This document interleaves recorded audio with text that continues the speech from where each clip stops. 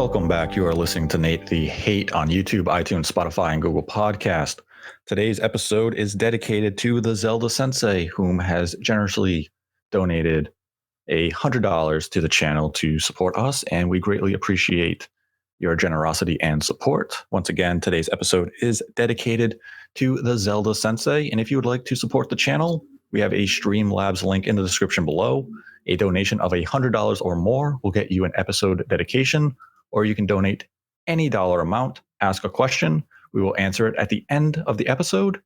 And I'd like to welcome in my co-host, Modern Vintage Gamer. What's going on, Nate? Great to be here. I know we've been off again for the last few weeks, but I want to let the listeners know that we're not going away. We haven't, not recorded because for any other reason other than there really hasn't been much news. Now, I know that's a little strange to say, but we like to report on real topics, and obviously E3 is coming up, so expect a lot more Nate the Hate over the next few weeks. Yes, a lot is coming up in the coming weeks with E3 just around the corner, and some companies have begun to share some news ahead of E3. This week alone, we had a new look at Sony's upcoming exclusive, Horizon Forbidden West. We also had the Dragon Quest presentation, and I was very excited to see Dragon Quest 3 remake using the 2D HD engine similar to Octopath. Mm-hmm. And we also had the rumors of the brand new Final Fantasy game, which we had discussed on the Spawncast last weekend. And if people go back to it, you'll notice I gave a hint in regards to the branding of the demo when you asked me a series of questions about the game. You had asked me if there would be a new, what franchise was it? E-Hander, I think? Einhander. And I said, yes, it's called Einhander, Stranger in Paradise. And if you looked at the reports that came out this week, the name of the demo for this new Final Fantasy game, Final Fantasy Origin, is Stranger in Paradise. So I gave a nice little tease there, but I knew it was a tease that people wouldn't get until after the fact. But nice little reference drop there. And, that's how sometimes you have fun with that. And, it's those type of news topics that have happened, but we really don't get a lot of information from those events. So it's tough for us to deep dive those matters. And since we're not a traditional news show of, just going over a variety of small topics, we wait until something bigger happens. And this week we had two big events happen, both relating to Nintendo.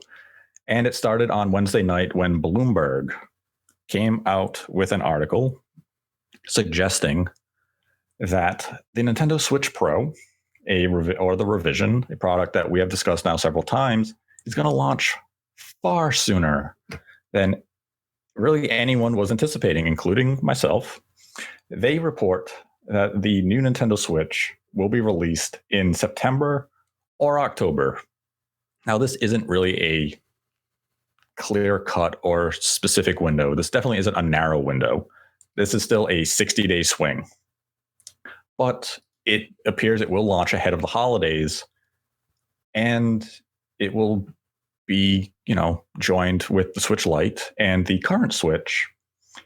And the reason for this announcement to take place, the announcement for this product is to take place in the immediate future.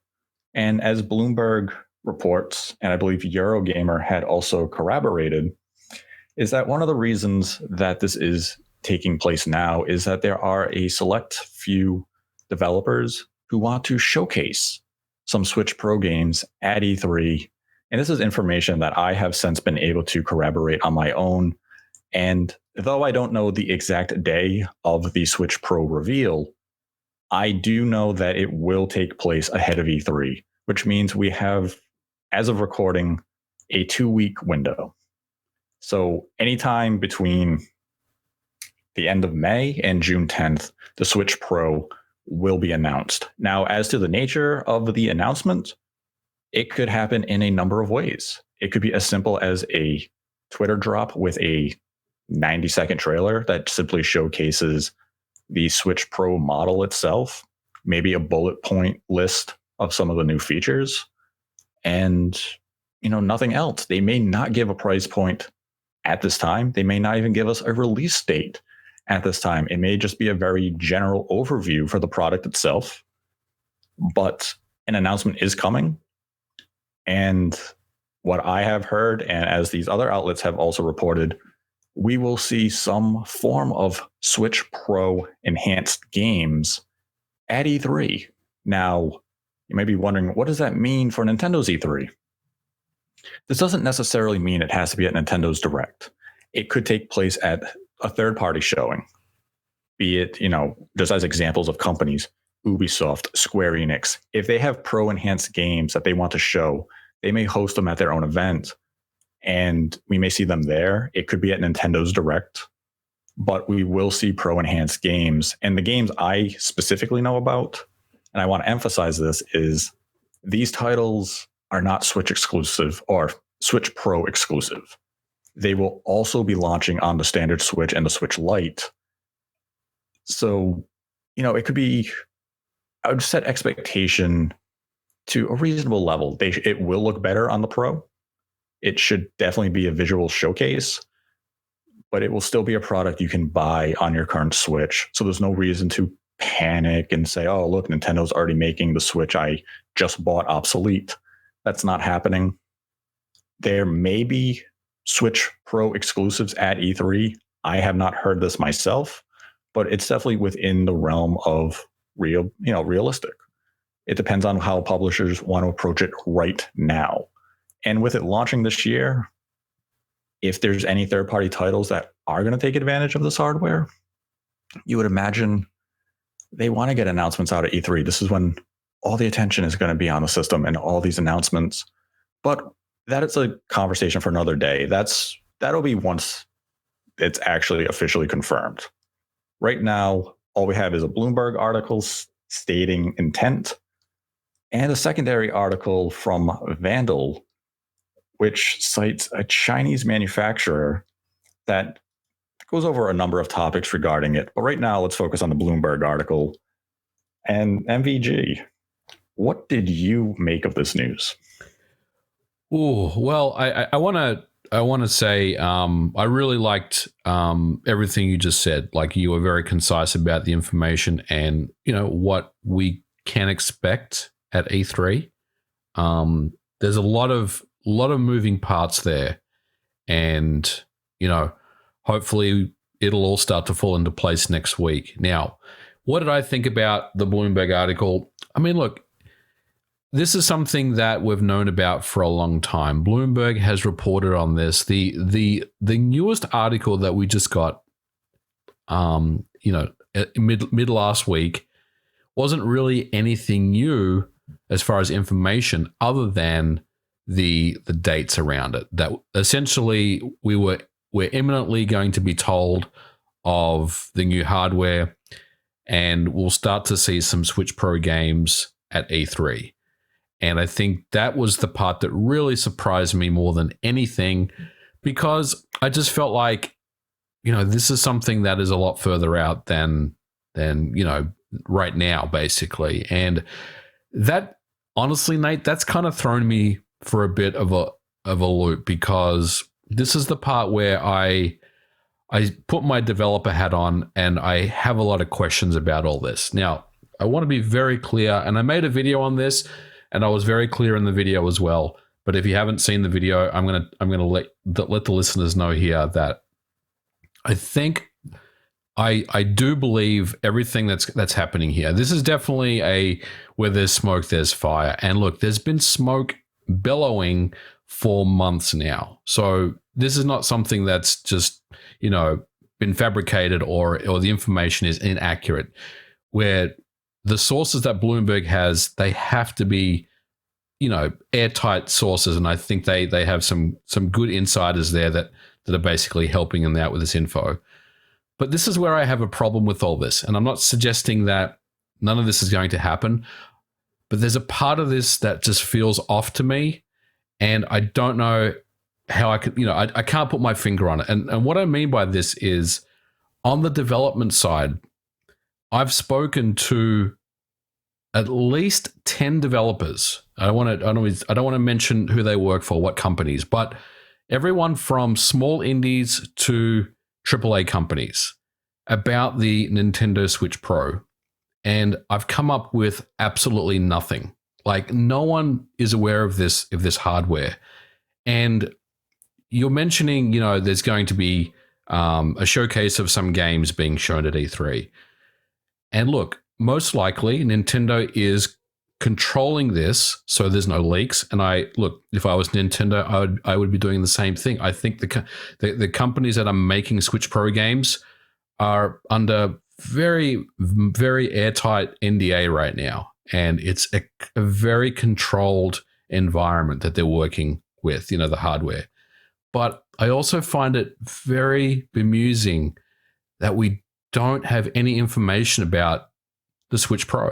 Like, developers have no idea what the hardware is, and I can tell you that. And I've asked around, and this is not one of those situations where people are telling me, I'm under NDA, I can't really say. This is I don't know anything about this, and that's the part that it doesn't sit right with me with all this. Now, going back to the Bloomberg thing, yes, I do think we'll see something at E3. I do think there will be an announcement, but I know we're going to talk about, the release date and stuff like that. And I just have a problem with that side of it, because right now, to me, this doesn't feel like it's real. And yes, it is, but there's just a part of me, Nate, that just is not sitting well with me. And, what do you think about it? Because, look, I'm just going into this from my aspect. Obviously, Bloomberg has, their sources, and their sources are really good. There's obviously stuff on the manufacturing side that I have zero knowledge of. And I think that's probably where their focus is. So but the part that I struggle with is somewhere in the middle.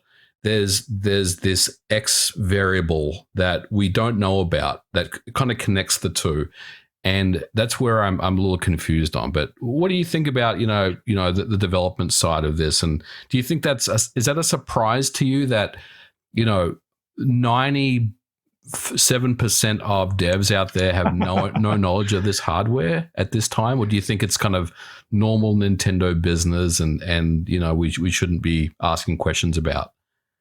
Unfortunately, I believe it is a case of the latter. Nintendo is notorious for being stingy when it comes to hardware, especially dev kit send-outs ahead of any official announcement.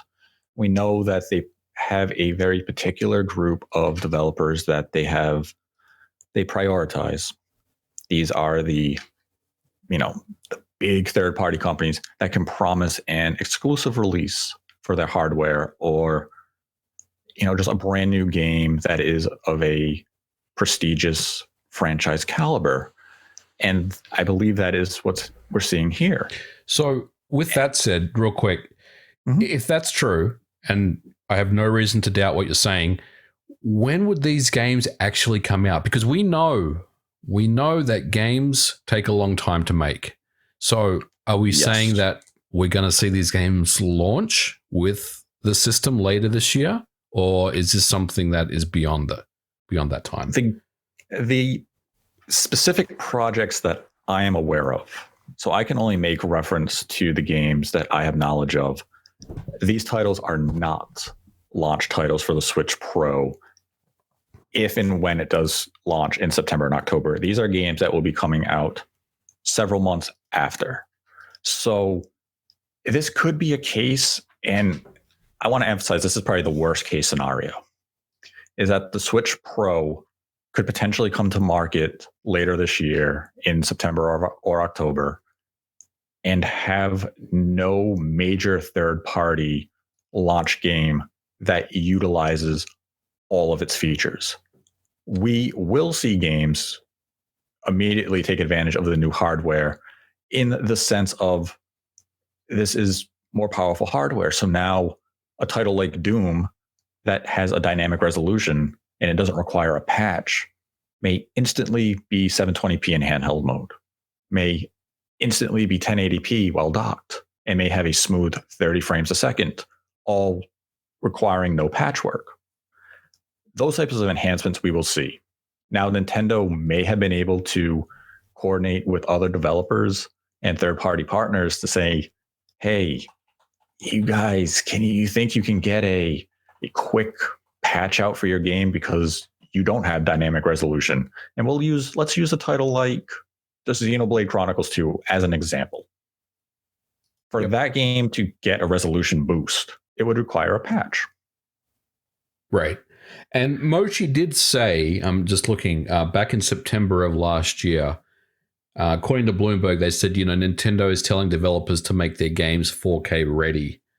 Mm-hmm. So, I mean, yeah, that does align with what you're saying. The development side is just a little interesting to me, because I would have thought at least someone that I have talked to would know something, and I've come up 0 out of 10 on this, and that's where I just feel like whatever they're going to show us, I don't feel like is anywhere close to ready. I don't feel like whatever dev kits they're running on is probably alpha prototype. Like it's basically a breadboard with a bunch of components put on it. Like it's hard for me to imagine there's even a dev kit for this thing right now. Like when I say that, I mean, sure, of course there's dev kits for it, but what I'm saying is there's no, it's nowhere near final dev kits because these, and that's the other part I want to mention is as far as just as a regular Nintendo developer, these dev kits don't exist. So there's no way you can get a dev kit for this new hardware at this time. Now, that may change very quickly over the next few weeks. And I think once Nintendo officially does announce this hardware, then I think they'll open that up to developers, right? I think that's definitely going to happen. But it's right now, the timing of this just feels it almost feels too good to be true, for me, that literally 11 days from now, we're gonna be fed this new information about brand new Switch hardware. And like I said, most devs out there know nothing about it, Yeah, and you bring up a good point. Some conversations I've had, and this goes back well over a month now, is that the expectation of a rollout for dev kits was that they would see an uptick in the month of June. Now, at the time of hearing that, it was just, well, it's June. Now maybe they're just letting more into the program and they're going to begin a bigger wave of dev kit send outs so that they can have more software being prepared for the launch window, which at the time I was still under the impression, based on information that was being relayed to me, was looking like early 2022. So I didn't really give it that much thought. In retrospect, after seeing the Bloomberg report, it makes more sense now, because if you're officially unveiling this in the first, 2 weeks of June, maybe sooner, what you're doing is you're saying, well, now that it's official, it's out there.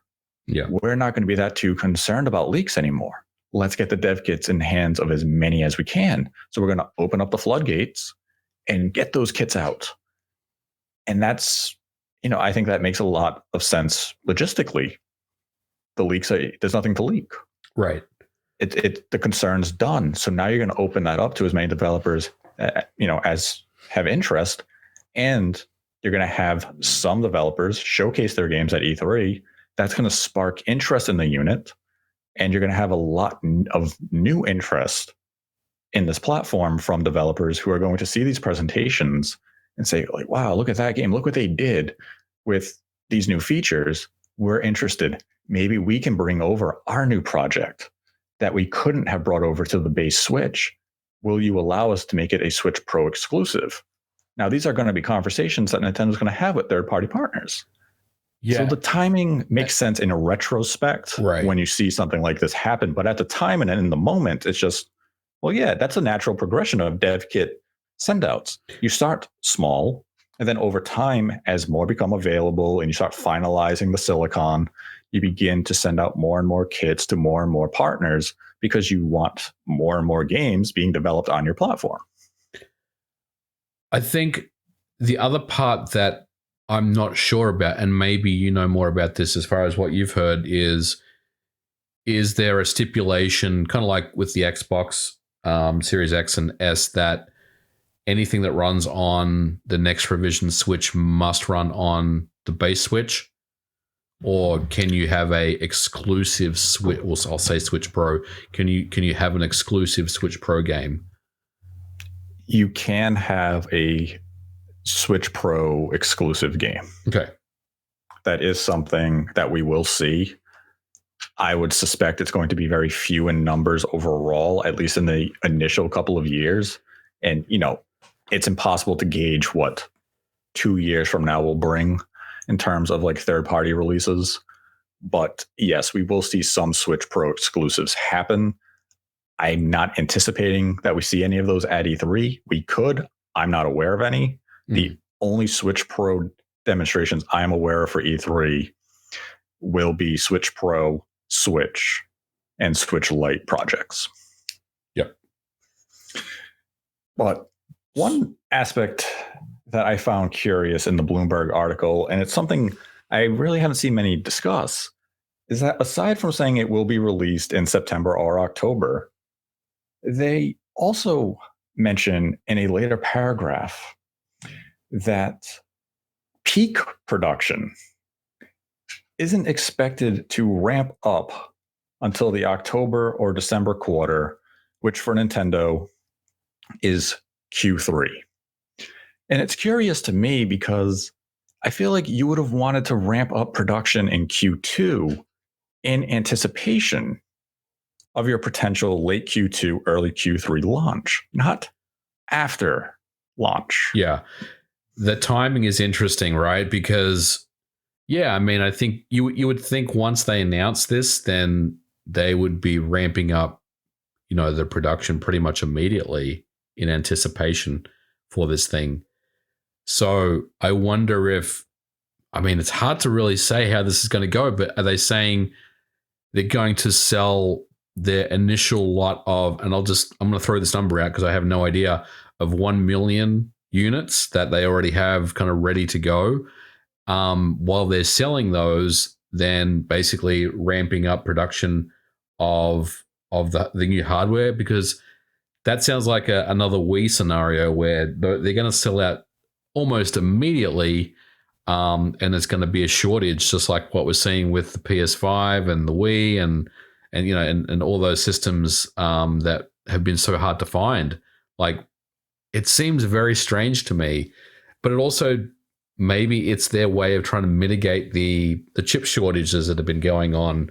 They're basically, that's their kind of solution for this. But I guess the other thing to think about, Nate, is, Breath of the Wild 2 and big Nintendo games, right, that we know are coming. We just don't know when at this point. Are they ramping up at Q3 so they can essentially get as many units out when Breath of the Wild 2, launches next year? And I'm guessing it's next year.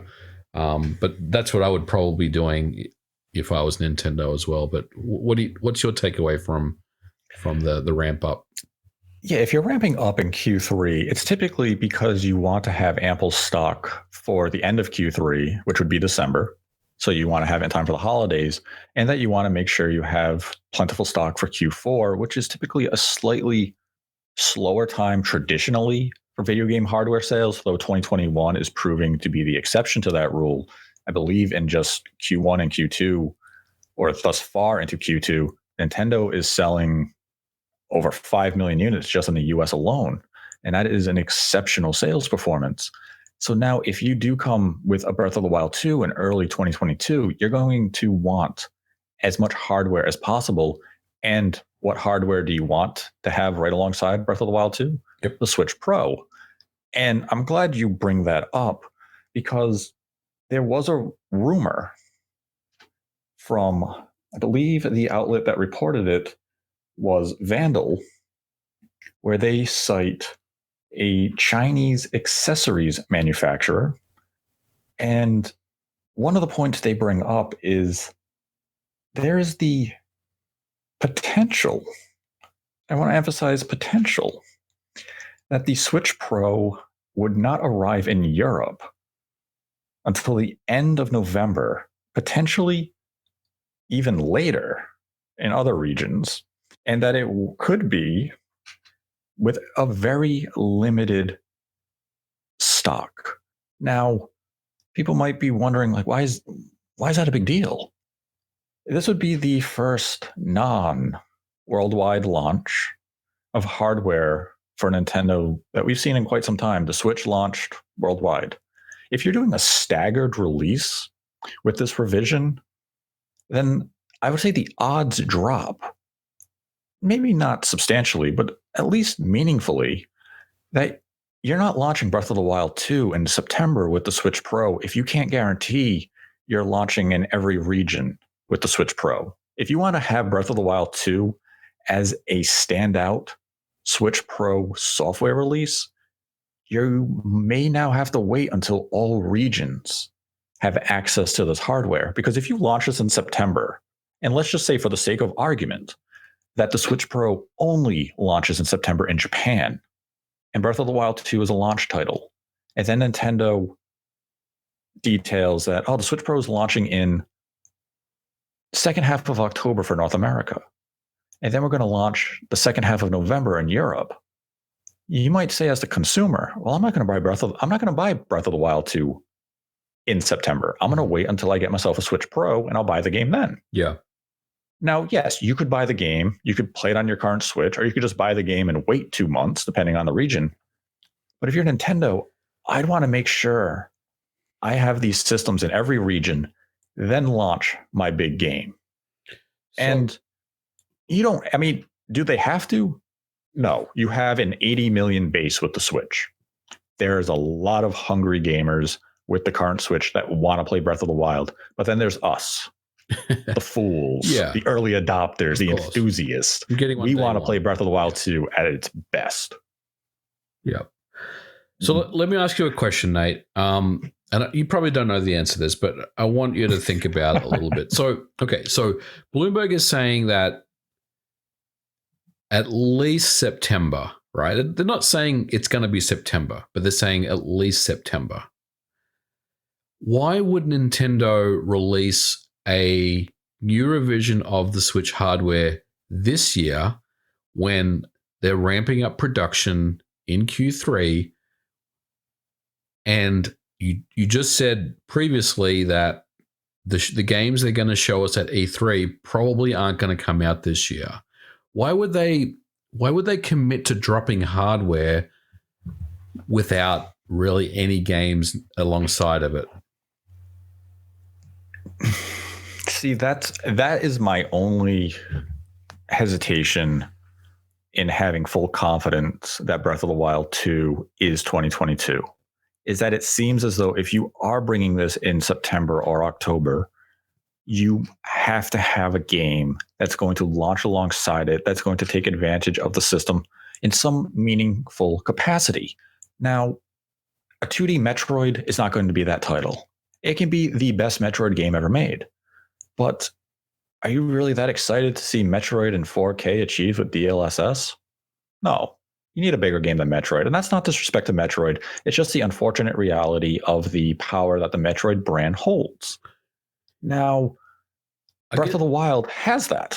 Yeah, maybe we're not thinking about this the right way. Maybe the way we should be thinking about this is any Switch game that you put into this new hardware will automatically look better. You know what I mean?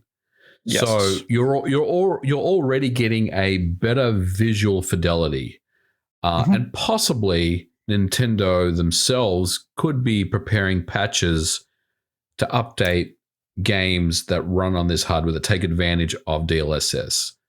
That's certainly possible, but I do wonder, if there's no exclusive, we'll say pro games, or if there's no pro games that are coming until next year, that sounds like a bit of a risk for me.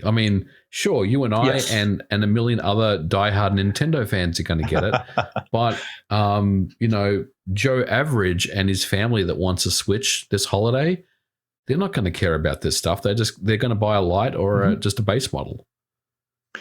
Yeah, and you bring up the good point, is Nintendo could potentially look at this launch and say, we added DLSS to Breath of the Wild 1, to Mario Kart 8 Deluxe. And that would probably be a fairly exciting patch for folks like us to say, let's download. I want to see Mario Kart 8 at 4K. And that could be enough. But every time Nintendo has launched a revision, they typically do have a big release of some kind to coincide with it. And we can look back to the new 3DS. We had Majora's Mask and a Monster Hunter game. You could look at the Switch Lite. It had Zelda, Link's Awakening, Dragon Quest XI. So there has to be something with this. And since it is September, and let's continue the theme of Zelda, the expectation in the minds of everyone is Breath of the Wild 2. What if it's Wind Waker and Twilight Princess in 4K? Right. Good well. What if it's Ocarina of Time and Majora's Mask in 4K? Yep. Like, it can be a number of other projects. It doesn't have to be Breath of the Wild 2. It could be. I have a hard time believing in Breath of the Wild 2 for a September or an October launch, because if we entertain this idea of a staggered release for different regions, it just sounds logistically confusing. And I don't think, if I'm Nintendo, that's not how I would approach this. But what if you just say, hey, we want Breath of the Wild out there. We know it's going to sell well, so we're not that concerned about it. But also, we have not heard or seen Breath of the Wild 2 since E3 2019. In February, Nintendo apologized for not having Breath of the Wild 2 to show in the first Direct of the year. Would you apologize for not being able to show you a game in February if your intent was to launch it in September? Yeah, that's a good point. Why wouldn't you just say coming September 2021, right? I mean, sure, that's a bit of a wait, but it's not really a stretch, is it? I mean, I think that would. I wouldn't apologize for 7 months. I wouldn't apologize for 7 months either. I would apologize for 18 months, which is what I think it's going to, what it was going to take. I mean, we will more than likely see. I can't confirm it. I don't have 100% confirmation of it, but odds favor we will see Breath of the Wild 2 at E3. Oh, we have to. I mean, we have to. Yeah, I feel as though we have to. Yeah. And if we do see Breath of the Wild 2 at E3, I just don't see how Nintendo would be able to say, here's Breath of the Wild 2 in June. It's coming out in September, a 3-month marketing cycle. Whereas we just seen February to July, a 5-month marketing cycle for Skyward Sword. I don't see how Breath of the Wild 2 would have a shorter marketing window than Skyward Sword. So those are the bits to me that say Breath of the Wild 2 is not a September release. I'm not saying it cannot happen. It could happen. It just feels as though there's enough pieces to this puzzle to suggest it's not. It's not happening. Come on, Nate. There's no way Breath of the Wild 2 is coming out this year. You come in with the affirmation, no. I mean, we talked about this like at the last episode. We said it's either going to be Arceus this fiscal or it's going to be Breath of the Wild. Arceus is already a lock for January. Yes. I think Breath of the Wild gets bumped. Do you think Breath of the Wild finishes the fiscal year in March? Yeah, I mean, that kind of fits for me. And I think that feels a lot better as well, right? So I think the timing around that makes sense to me. This year, I feel like, Pokemon is going to be the holiday games at the end of the year, and whatever else they decide to show us. Maybe the 2D Metroid game that hopefully we'll see at E3, and any other surprises that Nintendo gives us for this year. And there's going to be at least a couple, especially around Zelda-specific stuff. And, your mention of Arceus kind of got me thinking, as we mentioned earlier, with the Q3 production ramp up. That game's coming out in January. You're going to want a lot of hardware for that, and pure speculation. Yep. But when they announced Arceus release date, they didn't give us a new trailer. They didn't give us any new footage. That's correct. And it's curious. It is curious. I kind of wonder now did we not see any new footage of Arceus because they are holding it and they want to show it on the Switch Pro? So we see the best visual fidelity, the best frame rate performance, Maybe it has DLSS functionality. Maybe it doesn't. I mean, that's one thing people do have to keep in mind. Not every game is going to have DLSS, but it's going to get that boosted performance just from being on the Pro. And due to the way it was received several months ago, where people are like, frame rate looks terrible. Look at how weird the frame, like the stutter is on that Pokemon in the distance. Mm-hmm. Now it's like, hey, we have better hardware coming out. Let's show it on that next time we have a demonstration. Let's get people excited. We're launching in early 2022, and it's going to be fully ready for the Switch Pro. Yes. I still feel, in terms of software, and it's on Nintendo to prove me wrong, if Breath of the Wild 2 is March 2022, Arceus is January, the other projects I know about are early 2022. One was supposed to be 2021. It has since slipped into 2022. It's sounding like maybe in terms of software that's going to take advantage of this hardware in a meaningful way. The actual launch, I would say, is still 2022. Yes, the product is launching this year in terms of hardware. But if we're not getting software that actually takes advantage of it until early next year, that's the true launch of the hardware. 2021 is just let's get that production yield going. Let's see the flow we can get from our supply chains, and let's introduce the hardware. Because as Bloomberg reports, they want to come in at a higher price than $299. This has been something we have speculated about numerous times while discussing this topic. And for Bloomberg to just come out and say, we're expecting a higher price, but also to see the Switch Pro phase out the current Switch, what price point do you think Nintendo is going to come in and slap on this thing? Well, see, this is the part that I wanted to talk about as well, because this is another part of this report that I have questions about. So I think if they're going to come in higher than $299, it has to be $349.99. Like if they go to $399, you're already sitting right next to the PlayStation 5, the digital model. And I think, for $399, you're really, I'm not saying you're pricing yourself out of the market, but it has to come with a lot of really cool new features for $399. So I think it's going to be a $349.99 system. But you just said, that the report said they intend to phase out the current base model. So all of a sudden, and look, it may take 18 months, it may take 2 years for that phase out process to happen. Yes. But all of a sudden, now you're left with a gap where you could spend $299 and get a Switch and have an amazing experience, as 80 million plus users can attest to. But now you have to spend an extra $50, maybe $100 to get a dockable Switch in your living room. How does that make, how do you feel about that? Because that also gives me pause that Nintendo would just say, you know what, we're going to phase out the current model. And unfortunately, if you want a Switch that you can dock on your 4K television, then you're going to have to pay an extra $50 on top of the price that we previously charged you for it. I mean, if I'm Nintendo, I agree that I would want to phase out the existing Switch hybrid. Let's say it takes a year. I introduce the Switch Pro.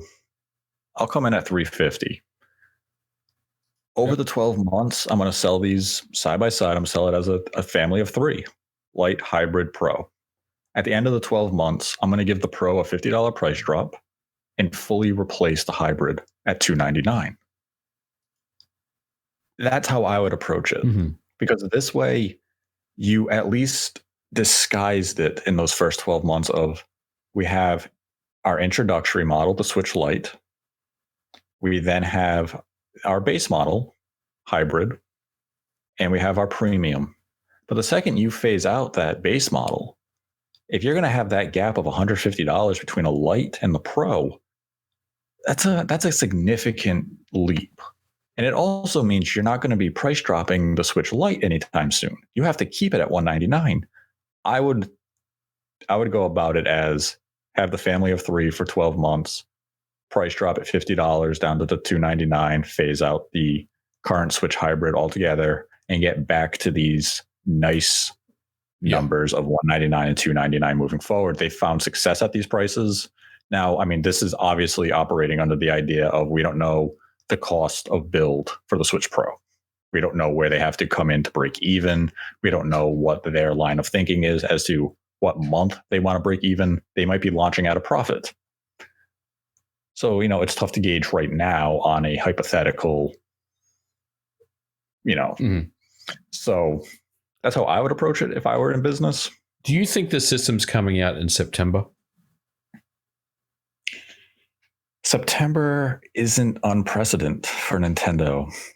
This is when we saw the Lite and the red box Switch. Yep. Came out in the middle of September. Do I think it's getting a worldwide launch in September? No. So if it does, very, very limited stock allocations for each region. Do you think that's going to work against Nintendo if they can't do a worldwide launch and they have to stagger it between regions? Because, I mean, that's not something Nintendo's done. And, that concept of different launch windows per region, I mean, that's something that goes back quite a few generations now. Xbox and Sony haven't done that for a long time. Yeah, it's an antiquated practice.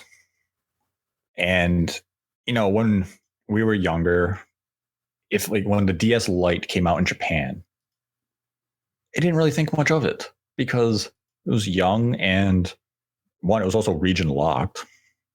No, that was region free. DS was region free. Mm-hmm. But it was kind of like we didn't have access to that type of information when we were younger.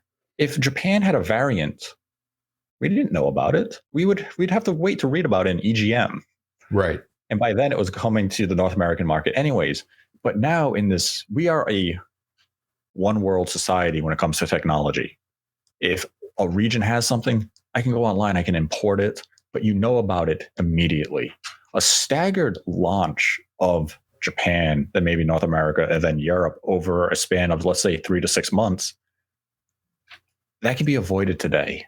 And if the way to avoid it is for Nintendo to begin production in July, as Bloomberg reports, and to stockpile this until November to avoid these potential staggered releases, I would prefer that method over we're launching in Japan in September, we're launching in North America in November, we're launching in Europe in January, we're launching in Australia in 2025 because we forgot that it was a continent.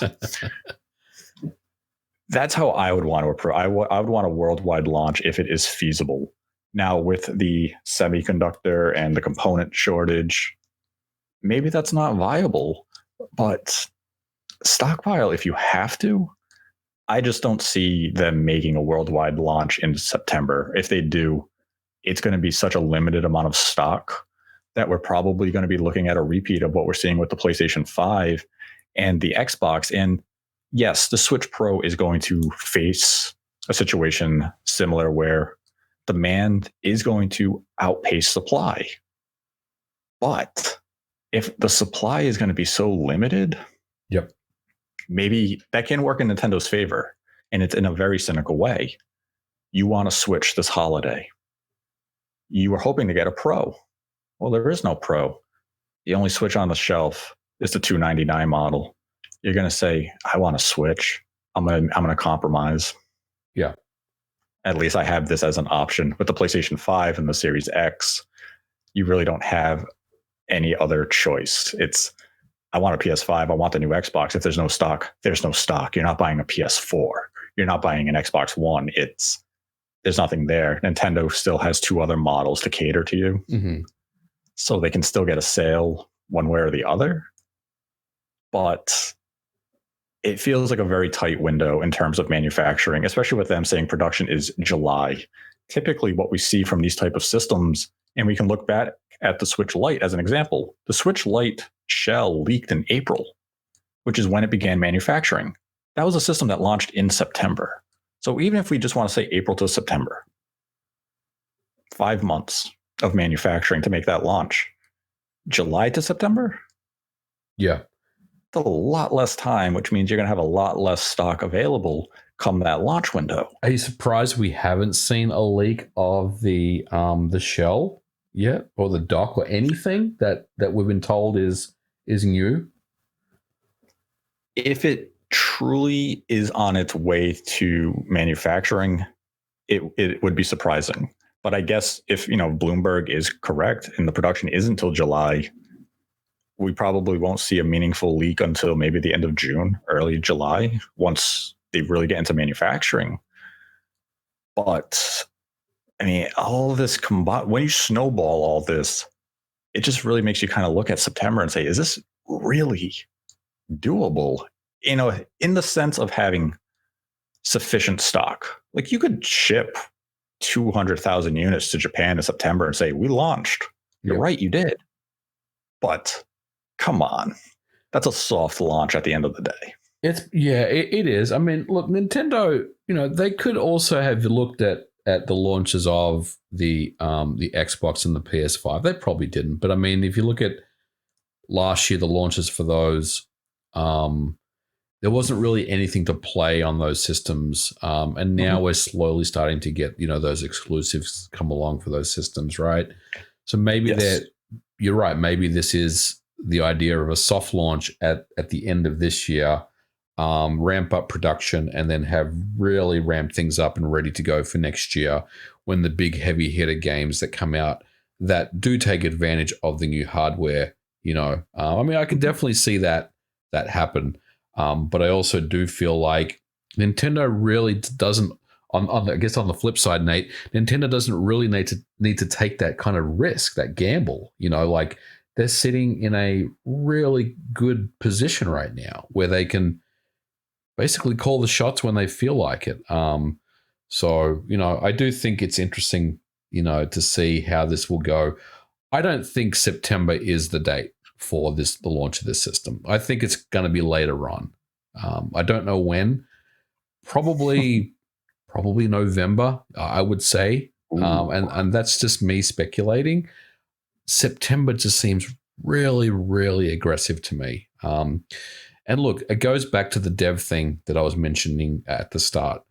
They announced this thing. They open up dev kits to developers. Developers do get dev kits. Fantastic. Are they now expected to get stuff ready to go before September? Because that is extremely aggressive. And I think, again, the timing around it, it doesn't feel right to me. I do feel like it's probably going to be a little later than September before we actually get our hands on this retail hardware. I mean, aside from the bigger developers who do have access to dev kits, if Nintendo, let's say, it just approached you on June 1st, and said, hey, we want Shantae with DLSS, or we want you to patch Shantae to take advantage of the Switch Pro. Here's these features. Realistically, how many weeks or months would you need to patch it to take advantage of even just at a base level of the new features? Well, on paper, I don't think it would be that complicated. And I see what you're getting at. It's probably something I could do fairly quickly. But one thing that we don't know about is, how different the SDK is going to be. I expect it to be almost identical to the current one. But, there is going to be some time that needs to be taken to get the code running on the new hardware. And then that code will then need to be submitted to certification to lot check, right? So, look, I think it's doable. And I get what you're saying. If Nintendo is telling devs, can you get 4K patches ready for existing games for launch, then I think that's probably something that could be done. But anything beyond that, getting a new game out there, or one thing that I think about is the dev company that's working on a Switch release that is targeting Q3 or Q4 of this year. Now, if they're being told there's new Switch hardware, they're going to want to take advantage of that hardware. But are they going to have the time to get their game targeting that hardware? Shantae is one thing because it's pretty, the code base is pretty small and it's a very, very small game. But a AAA game running, let's say Unity or Unreal or some type of middleware, that would be a much larger proposition, I think, and maybe not something that's feasible. Yeah, I mean, that was my line of thinking of, if I were a developer and I already had a big game, we'll just use like Doom Eternal, and they came June 1st, a panic button, and said, hey, can you get this performing better so we can get that patch ready for, let's say, September or October when the product launches? Mm-hmm. How much time would they really need? Is that a workable time window? And if it is, awesome, that's good. If you can get, a title of that caliber taking advantage of the hardware, that definitely helps us from that marketing perspective. But it's also just that case of, and it's the case with every single dev kit. The more time you give a developer with it, the better product you're going to get. And, the titles I know about for 2022, they will definitely be taking advantage of the Switch Pro hardware in a meaningful way. Whereas I just don't know if we're going to see a big third-party project in 2021 really take advantage of this hardware. I'm sure Arceus is going to use the Switch Pro in a meaningful way, Breath of the Wild 2, those types of things. But like a 2D Metroid, let's say it comes out in September or October, the game's likely been completed now for a solid, at least it's probably been content complete now for over 6 months, if not more. Yep, I would agree. And it's been in that final polishing stage and such, which means even if the development team was giving Switch Pro dev kits, it's probably been a case of, we're done with this game. We're ready to send it to certification. Yeah. It's just going to get a frame rate or a slight resolution boost if it wasn't running at those native frames and native resolution of the current Switch. So if it for some reason ran at 900p, now it's 1080p. Yeah, I would treat this very similar to something like Ori on the Xbox, where it got the 4K patch or the 120 FPS patch. Something that doesn't change the overall experience of the game because it's a fantastic game and it ran extremely well anyway. But you just get that push, with higher resolutions and more frame rates and stuff like that. But overall, nothing really major, in that regard. Right. So right now, I guess you'd say we're both in the consensus. Well, you're expecting closer to a holiday launch. Yeah. I just don't see September happening if they try to do worldwide. I could see September in a single region. I can't see September happening, and that's just my gut. Again, I'm just thinking about the dev side of this. It seems a little out there for me. But hey, if it does come out in September, I'll be buying it day one, of course, because I want the new hardware. And honestly, Nate, I know we've talked about the Switch Pro probably for the last almost 18 months on the show, off and on, of course. But I'll just be glad when this thing gets announced, and we can move on. Yes. Honestly, it's been one of those things where it's like, hey, we know this is coming. Nintendo's cooking up something, and just announce it, Nintendo. Let's move on. Come on, please. Well, luckily, the end is in sight. It will take place before June 10th. That's Friday, I believe. So it will take place before then. It's going to take place before E3. So, less than 2 weeks until Nintendo will officially announce the Switch Pro. We'll get some form of detail, and we will see the first games taking advantage of Switch Pro at E3. So that's exciting, but we will talk more about that when we give our E3 predictions, which will drop the week of E3. So it's going to be in lead up to E3. We will give predictions for Microsoft. We will also do predictions for Nintendo. Each one will have its own episode. We'll also include some third-party thoughts for each of those platforms in those individual episodes, but those will air not next week, the following week, the second week of June, in lead up to E3. We wanted to limit the gap between our predictions and the actual E3 presentations. We didn't want to do it too soon because a lot can happen in those 2 weeks, because you've seen some people do predictions already for Nintendo, and look how quickly news can develop. Yeah. So that's why we wanted to take that wait and see approach. Let things develop. Let's see what companies may have already discussed ahead of time, Because let's say if we would have done a Square predictions video 2 weeks ago and said, "Oh, Dragon Quest 12." Well, look, it was at the Dragon Quest presentation, so that prediction didn't age well. But yeah, we'll have our E3 predictions coming up very soon. And now we can go over some of the Streamlab questions accumulated over the last couple of weeks. And our first Streamlab is a $6 donation from Nate's copy of Animal Crossing. Who writes, "Hello, Nate and MVG. I was wondering if either of you have any info on what Ken Levine or Ghost Story Games is up to these days. Ken has not given many speeches or interviews lately, so he must be up to something." I am not sure what Ken is up to these days, but hopefully he is crafting a new masterpiece of gaming. That's what I would like to think as well. He's in the lab, as you would say. Yes. We then had a $1 donation from Liam Werner, who writes, "Do you guys think we will ever see Viva Pinata 3 or the first 2 games come to Switch? The series is criminally underrated and was never given a fair chance. I've heard people speculate perhaps Rare Replay, but since they are 360 games, I'm hesitant." Yes, if Viva Pinata 1 and 2 were to come to Switch, they would definitely have to approach it in a kind of creative way. They would actually they would basically need to have a 360 emulator working on the Switch, or they would have to do a full-on native port, which would be more work. Yep.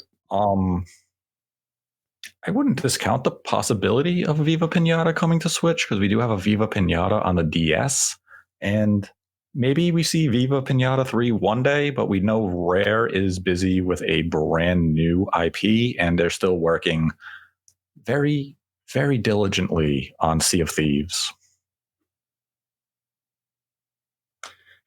We then had a $5 donation from Terror Tone, who writes, "Hi guys, thanks for the content. I'm an electronic music producer with 15 years of experience. Looking to get into production for games. Where do I begin? Open to work on spec." I would say, like anything out there, you have to really promote yourself. Like rather than just applying for positions which you're probably not going to even get an interview for, and that's not to suggest that your talents aren't good. I'm sure you are quite talented, but like anything in getting a job, it's not necessarily who you are, it's who you know and the people you network with and all that stuff. So the best way to do it, and just the way it worked for me, was just to put my brand out there, put my name out there, and I got recognized. So what I would probably suggest you do is, and I don't know if you're already doing this, hopefully you are, is get yourself out on Twitter, post clips of your audio work, tag, hashtag things like game dev or game audio, just kind of the relevant tags, and hopefully you'll get some engagement, and with that you'll build a following of people, and with that you can start really advertising what you do. So I think that's probably the way that I would approach this. And of course, apply for jobs as well while you're doing this as well. You certainly don't want to not do that, but I would strongly recommend that you basically create a brand or a name for yourself and promote yourself that way. Yes. And I believe MySpace is actually pretty big with music and bands now. So even a MySpace page. We then had a $1 donation from Jackie G, who writes, "Do you think we will see many more Xbox and Xbox 360 games added to the list of backwards compatible titles anytime soon? SSX Tricky is the dream." Yes, I believe Microsoft actually announced fairly recently that they are going to go back into the catalog of titles to add more titles to backwards compatibility. They simply had stalled their efforts because they had focused those development team and members on making sure the Xbox Series X launch was the best they could have it. So I believe they are returning to the vault and looking through games to add to that service. Yep, I would expect to see more of those get announced throughout this year. We may even get a new dump of games at E3, but it's definitely something that Microsoft wants to continue on with. In fact, I will say that I've heard this from numerous sources at Microsoft and Xbox. I don't know what the titles are, but I do know there are more coming, and it's usually, the delays usually have to do with licensing issues. They want to bring as much as they can, but there are a lot of different waters to navigate when it comes to licensing some of these old games and bringing them back. Unfortunately, it's not an easy process, but yes, I would expect more games to arrive this year. One day, Jet Set Radio Future and Project Gotham will return. Oh, I hope so. And hopefully with the soundtracks intact as well, right? We don't want them altered. That's right. It has to be that pure version. Then had a $10 donation from Matthew Hammond, who writes, if Nintendo finds a way to drop the original Switch to $179, Switch Lite to $99 when the Switch 2 is released, then $200 million is possible. Ooh. Will Nintendo be the first console manufacturer to sell 100 million consoles without a price drop? Ooh. Yes. Yeah. I mean, it seems like they're on track for it. They're well on track for it. I believe they would be the first. The PlayStation 1 had numerous price drops. I believe the Wii had a price drop before it achieved 100 million. Yep. PlayStation 2 definitely had a price drop. Absolutely. PS4 had the price drop. Yep. I mean, if I really want to be, semantical, I could argue that the Switch Lite is a price drop, but I won't go that hard on it. But it's definitely, if you really wanted to debate the topic, you could make that case. Maybe that's a topic one day. Mm-hmm. I like it.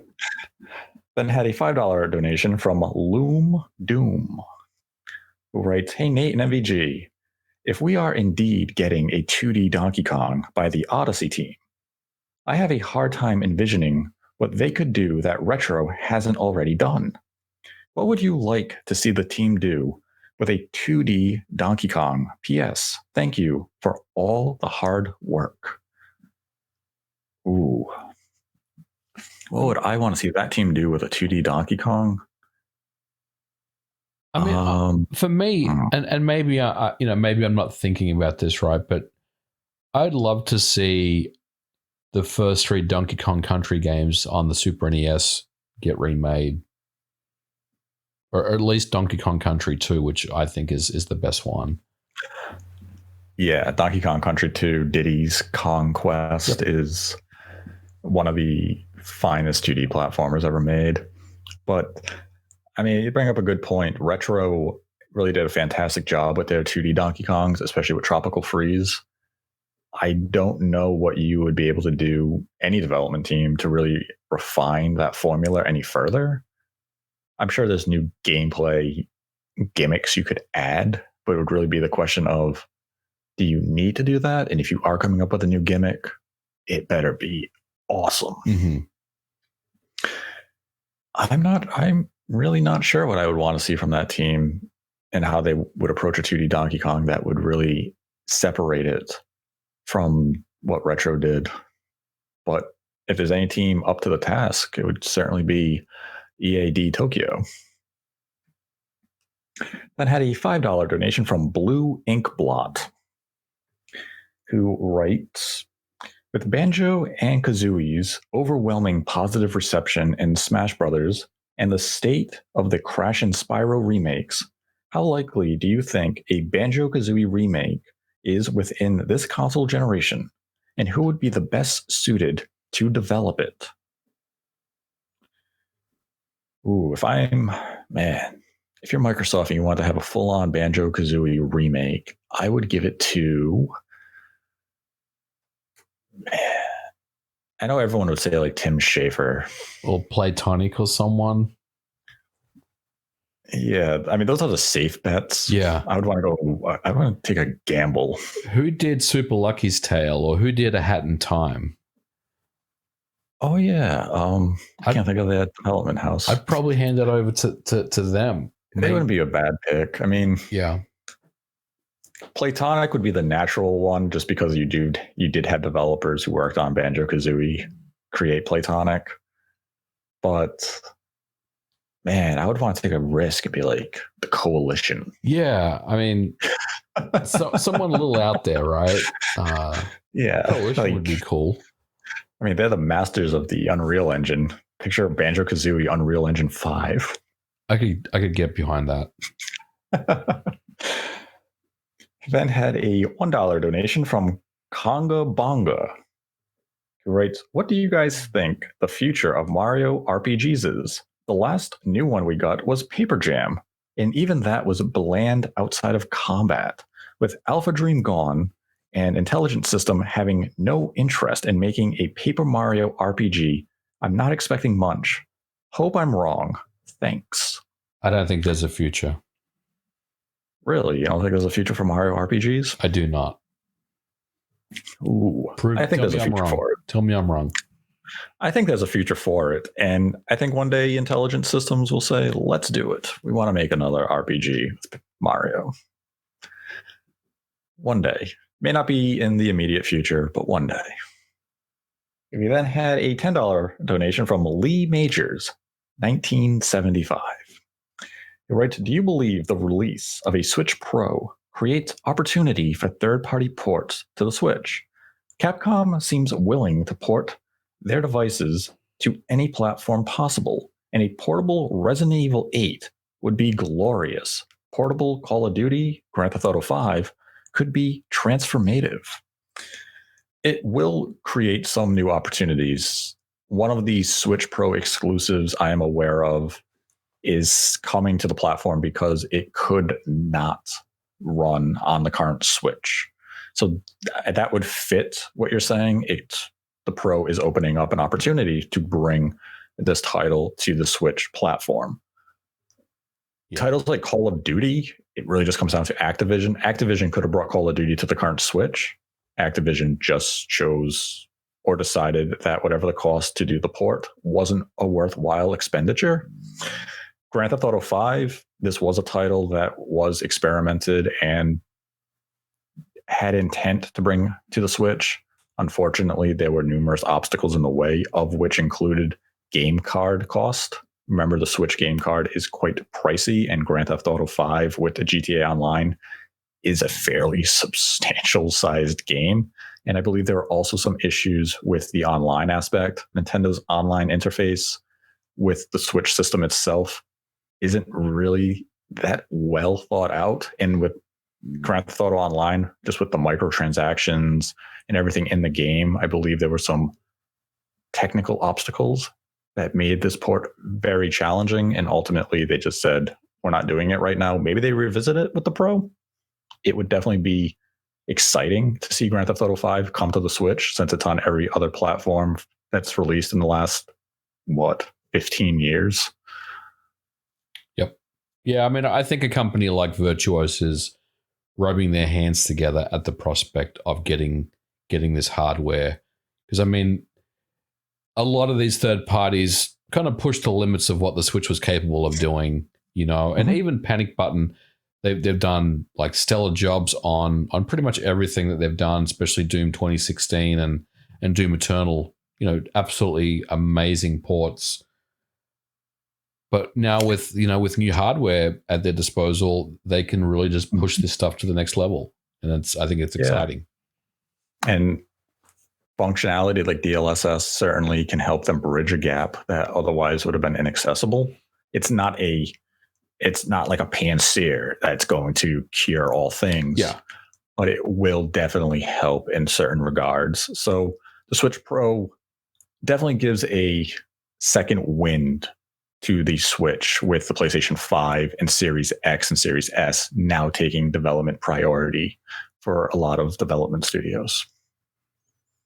He then had a $1 donation from Brian L. Conrad, who writes, "I can't believe I'm the I'm the one who made the connection. Breath of the Wild 2 will be a September-November title, and it was announced on last Direct with Age of Calamity DLC Wave 2. They had new ads like Short-Haired Zelda, Ghost-Handed Link, new abilities.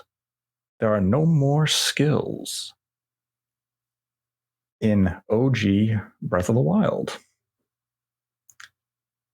That's actually another reason I'm not anticipating Breath of the Wild 2 this year, because Age of Calamity's final DLC pack comes out in November. Yeah. Seems like a lot of Zelda, and I think you want to have Age of Calamity finished off before you introduce Breath of the Wild 2. This way, Age of Calamity had its natural cycle. It has all its DLC. The story is now concluded. Then the pivot goes to Breath of the Wild 2, and that's why I still think early 2022.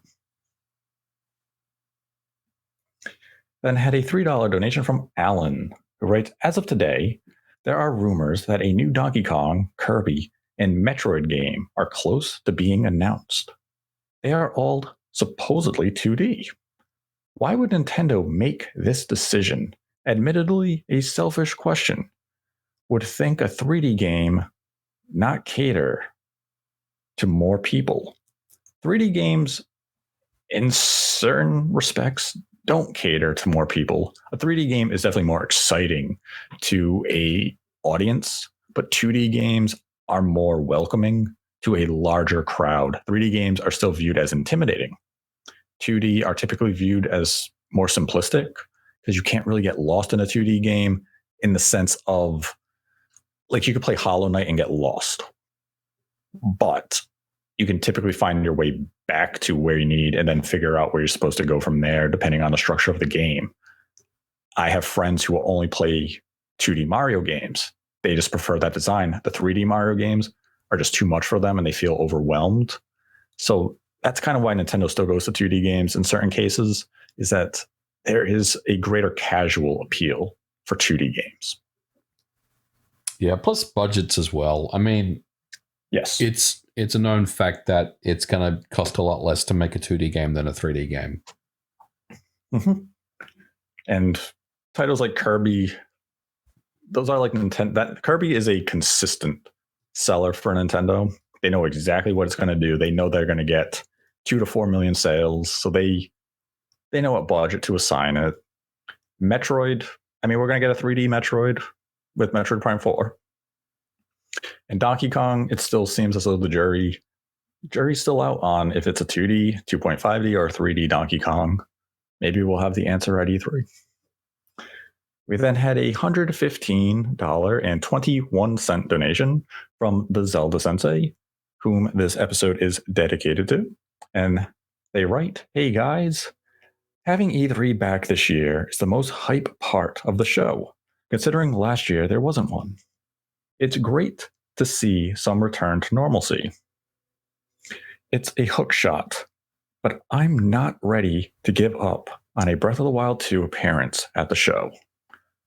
I don't want to say it's a hook shot. I think there's a pretty good chance Breath of the Wild 2 is at Nintendo's E3 show. If it's not there, we're going to have a lot of questions. Yeah, I think it has to be there. If it's not there, then yes, there's going to be a lot of questions asked about, when is this game actually coming out?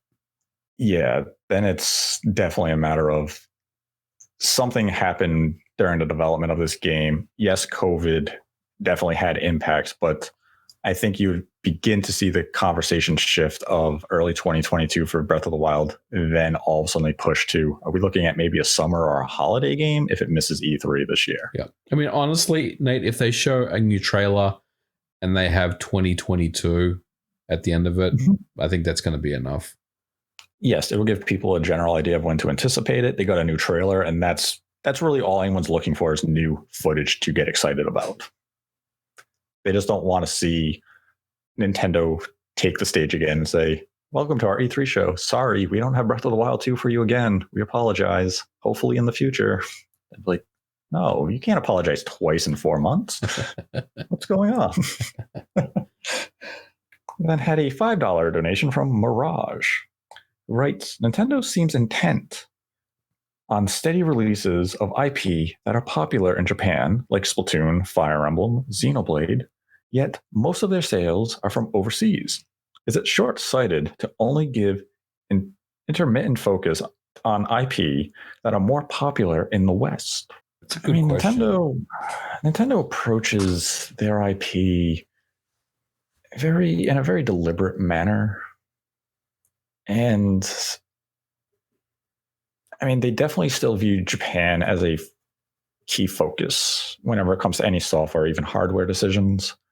Japan is really the market and the focus group that they reference the most. I mean, a lot of those titles do fairly well in the West as well, so I'm not sure. Then had a $10 donation from Matanume. He writes, what is your favorite mech-related game? Custom Robo? Steel Battalion? Some of my favorites are Gundam Battle Assault 2 for fighting and Gundam vs. Next Plus. What would you like to see in a game with awesome robots? Thank you for the good discussion. My favorite mech-based game is Zone of the Enders 2. Yeah, I was going to say the same thing. I also like Mech Assault as well. Oh, yeah. I like Mech Assault 2 on the OG Xbox. Pretty good. That was a pretty great game. But yeah, Zone of the Enders, it was an excellent mech game. Yeah, Zone of the Enders and Zone of the Enders 2 gave me that Gundam experience I wanted. I wanted a fast moving mech and awesome, close range and long range combat. The Gundam games are good. Steel Battalion was cool on the OG Xbox with the huge controller. Mm-hmm. It was like a 128 button controller. Something crazy that, yeah. Yeah. Then they brought it to the Xbox 360 with the Kinect controls. Oh, and God. Just wasn't the same. Well, Mech Assault 2 was awesome on the original Xbox, and it had online multiplayer. Mm-hmm. It did. And I mean, if you're looking for a new mech-based game to play right now, I believe Mech Warrior just hit the Xbox, and it's part of Game Pass. That is correct. I haven't checked it out yet, but I'm planning on taking a look at it, I think. It's definitely something up my alley. Yeah, I'm probably going to give it a download, check it out sometime in the next couple of weeks. Then had a $5 donation from Jake. Writes, hey, Nate and MVG. Recently, I have been burned when buying a game on the Xbox store, only for the game to come to Game Pass the next month. How do you justify purchasing games on Xbox? Are there games on Xbox that you have no chance? Are there games on Xbox that have no chance of ever coming to Game Pass? Every game that comes to Xbox has a chance of going to Game Pass. I don't think I've felt burned by buying anything on the Xbox. If I want the game, I want the game. Game Pass, I just look as a complimentary service of allowing me access to games I may not have bought otherwise. But I mean, every game can come to Game Pass at any moment. Microsoft is constantly making Game Pass deals. Yeah, I would agree. I mean, I haven't felt burnt by any purchase I've made. The last one I did was Resident Evil Village, which was, a fine game. Arguably plays best on the Xbox. And, I use Game Pass as well. And in some cases, I will make a purchase on a game that I really like on Game Pass. And, right now, I would say I've never felt like buyer's remorse or any regret on a game that I've made a purchase on. We then had a $5 donation from J. B. Rye. Right. Hey guys, I made it a goal to collect the 14 North American Players' Choice games on the Super NES. I was a bit surprised to learn that the budget version of Tetris and Dr. Mario costs more than the original release. Have you guys ever had anything like this? I've heard stories about the Player's Choice or the whatever you call it version of a particular game costing more, mainly due to low print runs and stuff like that. So it doesn't surprise me that this is the case. I don't know the specific scenario that you're talking about, but I will say it doesn't surprise me. Like I have seen greatest hits versions or player's choice versions, or the Nintendo GameCube games that have the yellow spine, which I think is that the player's choice version of the game, the greatest, whatever they call Yes. it. In some cases, those versions actually cost more than the originals. I don't know why, but I think it has to do with scarcity and print runs. Then had a $5 donation from Daily Beating, who writes, as a lifelong Houston Astros fan, I will never forget Paul Konerko's go-ahead grand slam in Game 2 of the 2005 World Series. Astros ended up getting swept by the White Sox. Good old Paul Konerko. Hey, Paul Konerko hit a bomb on that. I think it was the first pitch. The pitcher just came out of the bullpen. Paul Konerko just boom. And it was such a big deal because Paul Konerko was not a first pitch swinging type of batter. So it was just like, I'm going to throw one over the plate. Bam. Like, I just gave up a grand slam. That's a shame. Good old Paul Konerko, Providence native. And a White Sox legend. Then had a $25 donation from Zadia Quest, who writes, just for fun, when can we expect an update for the fabled Silent Hill built by MVG in Game Builder Garage? Well, I will tell you, I will be checking out Game Builder Garage when it comes out. Now, I'm not going to build Silent Hill because, I don't even know where to begin with that, but I will be checking out Game Builder Garage. I think right now, even with the Switch Pro stuff, it's probably my most anticipated release for Nintendo at this time. So bring it on. I can't wait. Yeah, there's no reason for MVG to waste his time building Silent Hill. Blooper Team's busy on that. Then had a $5 donation from Saikudo. He writes, hello, Nate and MVG. This question is directed towards Nate, not to come off as rude, but why do you get or seek insider information to hint at? You're not necessarily a game journalist for a site or a game developer. So how come you get all the scoop? Thanks. I don't really seek the information. I know people in the industry because I was involved in the industry for a better part of over a decade. So it's a lot of friends and just relationships I've built over the years. And I continue to make relationships in the industry all the time with new friends. And believe me, 99% of the information I have, I do not share, I do not tease, I do not hint. I just sit on it. And I sit on it because the individuals who give me the information don't want it public. The only information I share is information I have approval of sharing or even teasing and implying. But a lot of it is just I have friends in the industry, and sometimes they're excited about a project they're working on and they want to talk to someone that they know or trust. And that's how I get this type of information. It's really just years of connection and years of friendship. Then had a $1 donation from Ryan Kenny, who writes, love the podcast. Always enjoy listening to your guys' insight in the game industry. What day do you expect Nintendo's E3 press conference to take place? MVG, what do you think? Well, Microsoft said they were going to go on the 13th? 13th. I'm going to say Nintendo, it's not going to be the 14th. I'm going to say the 15th. You will also be in agreement with the poll I put on the community page on Nate the Hate, where 50% of the community voted that they think Nintendo's E3 Direct or press conference will take place on Tuesday, June 15th. The second place finish was Friday, June 11th. So there seems to be some unity coming around Tuesday, June 15th. And I believe a lot of that reason is that Nintendo has traditionally hosted their E3 presentation on a Tuesday. So I think that's where that line of thinking is coming from.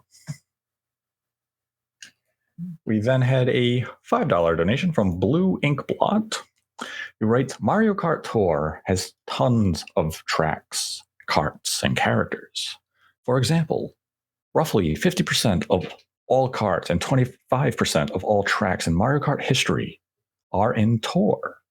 Is Nintendo slowly amassing an HD-ready asset library in anticipation for Mario Kart's next big game? An interesting line of thinking there. What do you think about the next Mario Kart? What do I think of the next Mario Kart? Ooh. I know the Mario Kart team at Nintendo is busy on a brand new project, though I personally hope it's ARMS 2. I would not be surprised if we see some sort of kart game come from that development studio in the next 12 to 18 months, be it a new Mario Kart or a Nintendo Kart, something like that, though I will hold hope for a new ARMS, because I think ARMS is a fantastic game that deserves a sequel. One day, though. One day. And that is our final Streamlabs question for this week. If you'd like to support the channel, we have a Streamlabs link in our description below on YouTube. Make a donation of any value, ask a question. We will answer it at the end of the episode. Donate $100 or more. We will dedicate the episode to you. And today's episode is dedicated once again to the Zelda Sensei. Thank you for your support and generosity. And I'd like to thank my co-host, MVG, for joining me as always. Always a pleasure, Nate. Thanks for having me on as always. And we will be back soon with a new episode. If the Switch Pro is announced this week, we will be back to discuss that. We will have E3 predictions next week for Microsoft and Nintendo, so that will be a 2-episode week. And let us know your thoughts on the Bloomberg article and the possibility of a regional launch of the Switch in the comment section below. If you enjoyed the video, give the video a like. If you didn't, give it a dislike. Be sure to subscribe if you haven't already. Ring the notification bell so you are notified each time we have a brand new episode go live. And until next time, continue to embrace the hate.